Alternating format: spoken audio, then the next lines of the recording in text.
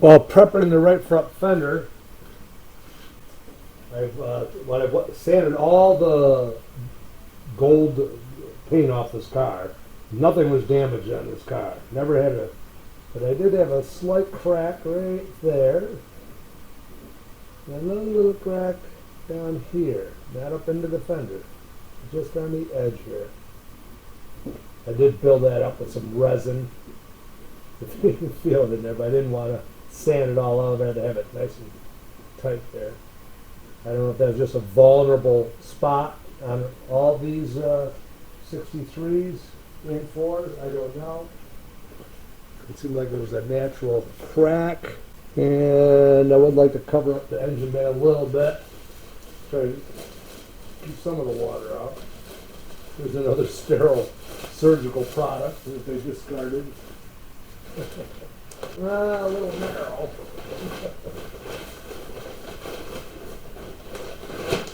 Yeah, I'll work on that a little bit. As I say, I have a parts 63 Avanti down in the woods. This is a 1963 R 1803, which I think means 803. The one in the woods is a R3956, a later 63. I didn't notice when I was down here,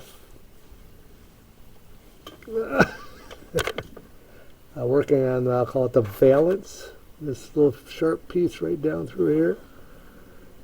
Over here had a slight crack right along that edge. And there's my finger, there we go. On the back side, I did get in there and work in some resin, because I think that was another vulnerable. And as I recall, on the ones in the woods, the 3956, what did I say it was? It seems though I did see a slight little crack right there, though I know it wasn't bumped or ran into. This did not come with the grill, because it was an earlier one, and they didn't develop the grills yet. So that's why I was very excited to purchase another 63, which was quite fortunate, which had a grill in it. So I can't wait to put that in when this project comes along. And yeah, we'll take a look at that other 63 down the woods this spring, which could really be a nice car, but the hog troughs are rough on it. And but I have all the replacement parts that came with it. I have a lot more wet sanding to do, but first thing coming out here this morning, I have a light bulb that's blown. I wish hopefully someday I can afford to get some decent electrical lighting done in here. Equilibrium. Let's see, 60, almost 67 going up there. I hope my mother sends me a guardian angel. Should, like one time here, not use my, won't be talking because I got to concentrate. Oh, pretty stable, yeah.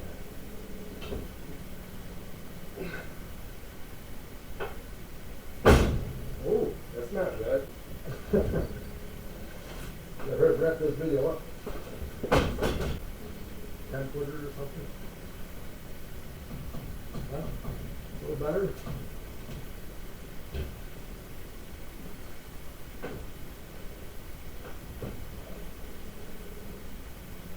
I'm pretty sure the bulb was blown.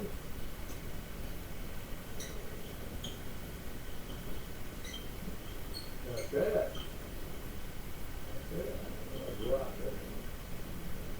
Uh-oh. That might cost it. A little issue here. This one here is a little bit shorter. Oh,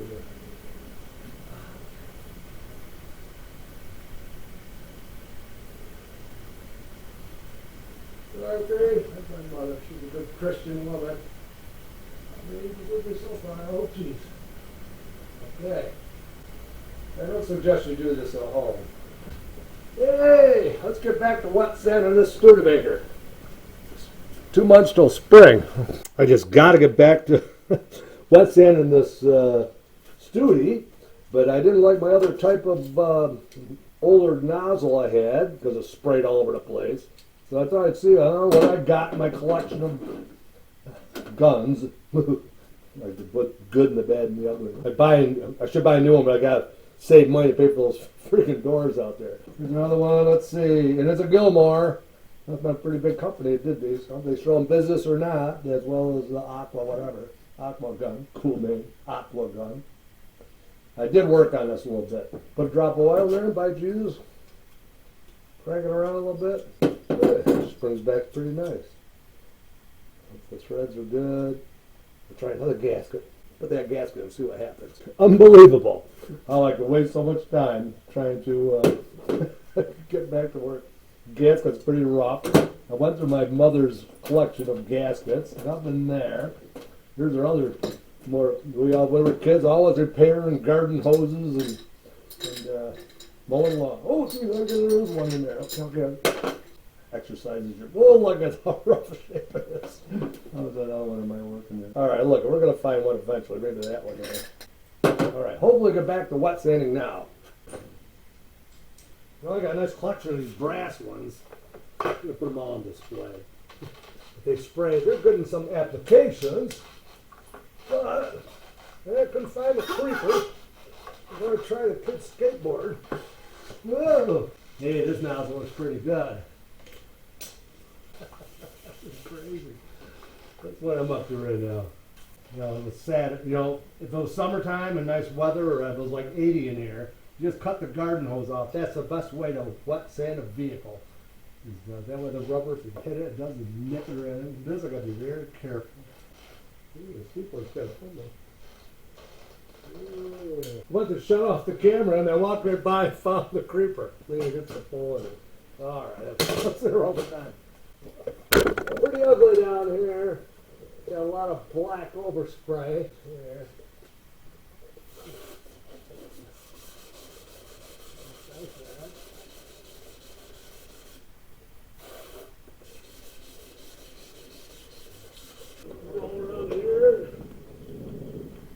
I'm sure there's some professional painters out there that don't agree with some of my techniques, but I've got by pretty much on what would satisfy me as an end result. 8 months ago, I sanded the gold off this Studebaker, just down to the primer, and I didn't want to strip her right down to the fiberglass. So therefore, I did get to the right front fender. On this side, I did notice that it had been repainted gold twice. This was the original, and then there was, so what I did, I sanded down, took the one layer of gold off, got down to the other one, stopped. Then the whole vehicle I wet sanded and primed. Up on top of the fender, it was only painted once gold. So it didn't, as I said, I don't think this, I have read that they did do some factory repaints on these. They had an issue with the fiberglass or the paint. They tried a different type of paint that caused a problem, therefore making it slower to produce these and fill their orders, which is one of their demise. So 8 months ago, I really heavily prime it, so it really shrinks and cures. And then when I think it's not going to shrink anymore, then I wet sand it and get ready for the final paint. I got to this left front fender, and I noticed, wow, well, it bubbled up. I couldn't believe it. There was all these bubbles in it. Like, what the heck's that all about? And then, so I wet sand them, and I see that when I did this side, I just went through down to the, took the first layer of gold off, and I see that there's a light primer. Then under that primer, as I was sanding out these pits, can't make it out real good, I found gold again. Found gold. So I'm in a dilemma after 60 years and letting this primer sit all that time. I can't believe that it bubbled and pitted in this area. So now I'm concerned when they do the final paint, what's gonna happen. Now maybe somebody else will say, "You dope, you should have put this certain sealer on." So today I don't know. I'm gonna go at this and wet sand it some more. I know if I wet sand that gold, it's got to get into the another layer of primer. We're going to see what happens here. I'm going to go at it some more. I'm anxious to get back to the Studebaker Avanti wet sanding and then tape it off. But I got sidetracked because they're coming tomorrow to put in my new garage doors. Big bucks, $5,000. So I got it framed in nice. I'm very excited. I've waited like 20 years for this. Here's some chunks. I sawed up all the old doors. Use them to heat the shop. There again, I'm a great utilizer. I got these big, thick pads from the hospital. They were in physical therapy. They threw them out. That's the big door. Here's the small door. A scabby setup just to keep the place heated. And it's friggin' single digits here in upstate New York. One more thing. This is one of my favorite things here. You guys ever use this stuff called Great Stuff? It's a spray that sprays in there. Yeah, then you use a steak knife and you trim all the... Where's my steak knife? I already did it already. See now? Great stuff. It is great stuff. I'm not getting paid for this. I'm going to fill it full of caulk. My other favorite product, painter's caulk. Can't wait for my new doors tomorrow. Cheap painter's caulk is the best stuff. See how I did this? I gobbed it in there good. I said, then you use a nice drywall knife. I don't know why they call it a knife. It doesn't cut. Big putty knife. I always have a nice wet rag. Fix things up a little bit. All right. Okay, a little bit. I'm going to throw some paint on there. It'll look pretty decent. Well, my new doors. It's so exciting. 20 years waiting for these doors. How'd my little patch job do the other day? See all that? Great stuff and painter's caulk and a little paint. Got that looking pretty good. Gotta get back to wet sanding the rear trunk deck lid. Well, we got clothes we gotta move. The last wet sanding I have to do on the Studebaker. I finally hung up my garden hose spray nozzle collection. What's creepy about this is the first one I picked up when I was trying to select one to wet sand the Studebaker with was a Gilmore. And that very morning I watched a documentary on Gary Gilmore, the infamous Gary Gilmore that was sentenced to death. Anyhow, Gary Gilmore didn't want to spend a life in prison, and they kept prolonging it, and he wanted to be sentenced to death. The odd part about that is that some people said, hey, let him spend a life in prison. That is what would really punish him, because he didn't want to live in prison. Wet sanding the trunk. Initially, I made sure I applied a lot of primer to get on heavy. So now I'm using 320 to get all the imperfections out. And next I'm going to go with the 1000 grit. It looks pretty good. We're ready for paint.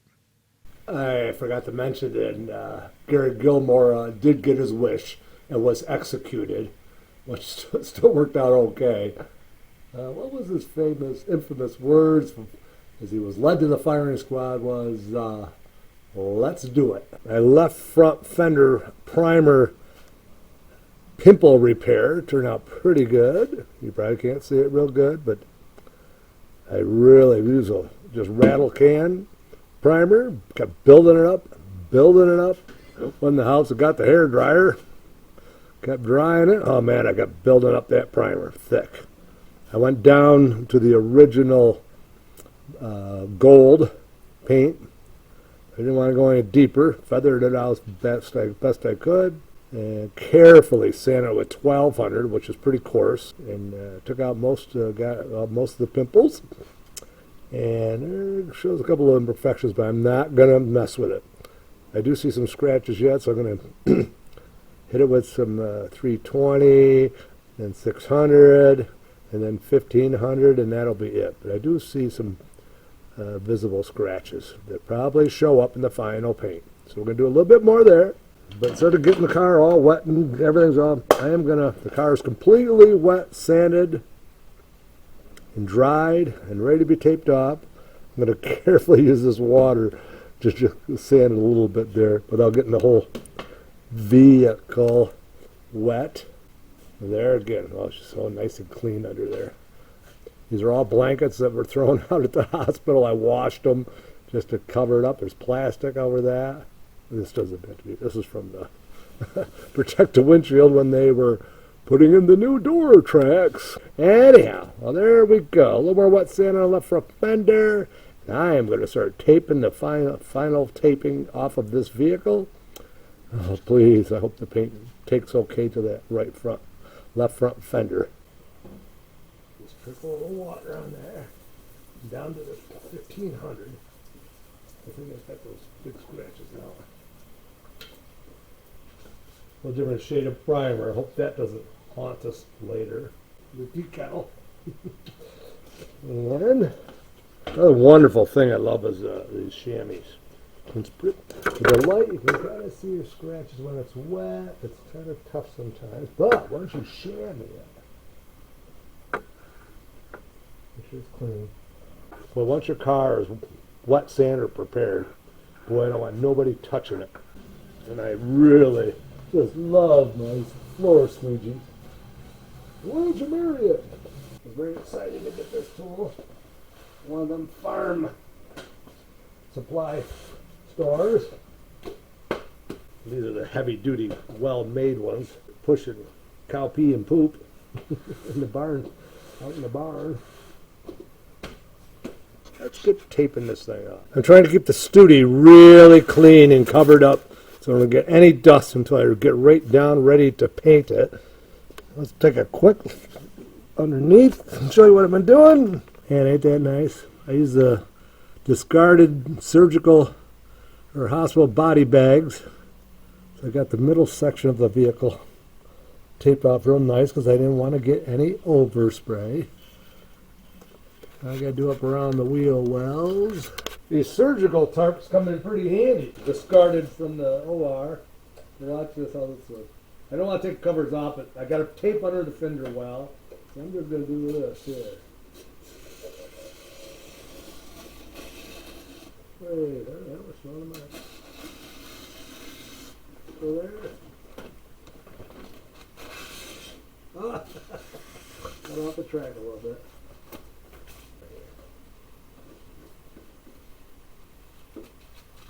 Look at that cut. There.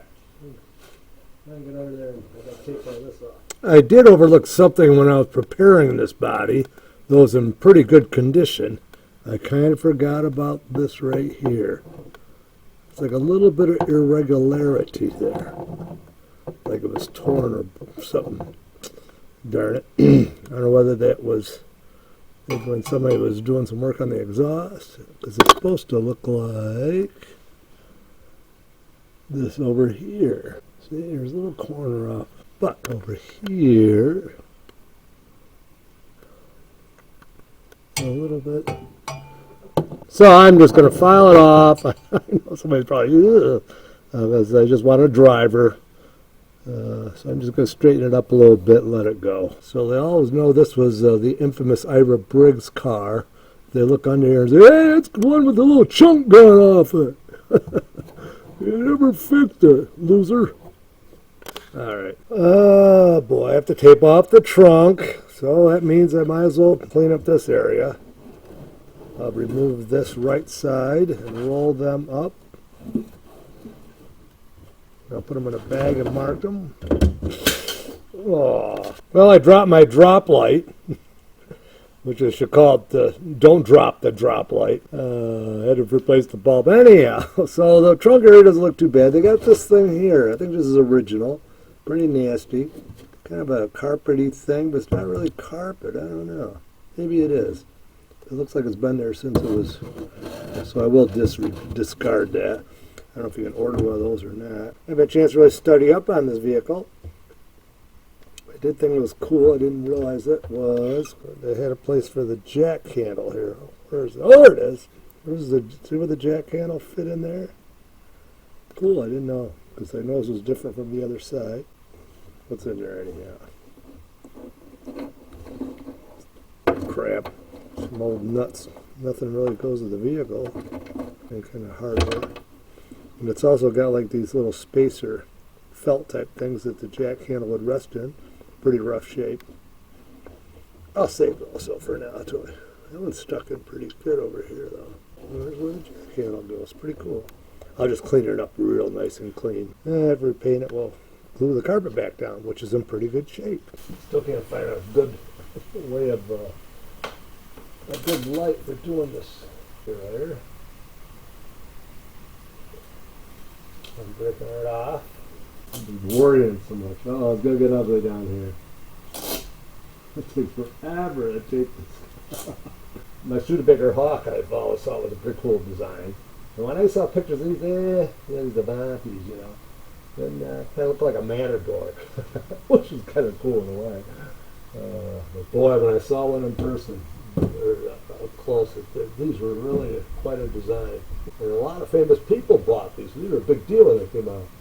I think Michael Landon from Bonanza, Mickey Dolan, singer for the Monkees, Jimmy Dean, Big Bad John. Remember that one? Anyhow, when I saw one, the first time I saw one, I go, it's kind of a cool interior. And I go, what's this all about? This cooler right here. Look at that. This is called a gentleman's hot rod, actually. I think I've referred to that. There it is. Isn't that something? That's really over the top. Look at this. Another interesting thing is the it says Germany on here, though. They got their latches from Germany. I'm sure they're well built. Germans are pretty well known for being a good machinist. I don't think you see it right. I did notice something down here. Yeah. I don't think that's a factory type screw drilled right through. Somebody just hacked this piece up. I have to look into that, though I'll live with it. It's like some dope just drilled a hole. I'll hold that in.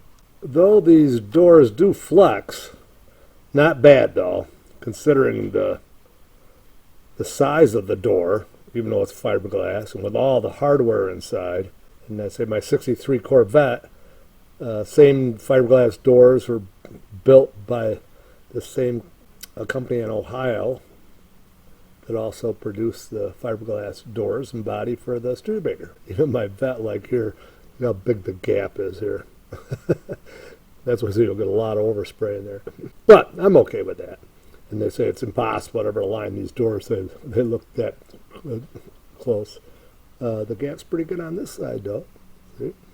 A multitude of celebrities ordered this car just as soon as they were available. The list goes on because it's so popular. It was such a big deal. One of them was Ian Fleming, the author of the James Bond thrillers. In fact, he special ordered. He wanted it painted black, and they had problems with the paint, which was one of the setbacks trying to get these. They had so many orders in for these cars, but they couldn't get them out fast enough. One of them was paint issues, which I hope that my paint goes on. I'm so worried about that. We're going to find out in a couple days. Ian Fleming actually he shipped his car to England and other European countries just so he was there. He could cruise around in it. And he was quoted as saying, what was it? Infinitely higher class of machine. I think that's how he put it. Another little side note is the singer, Shirley Bassey. She did the song Goldfinger and Diamonds Are Forever for the movie. So that's kind of, I think, of interest. 63 only came with white and gold.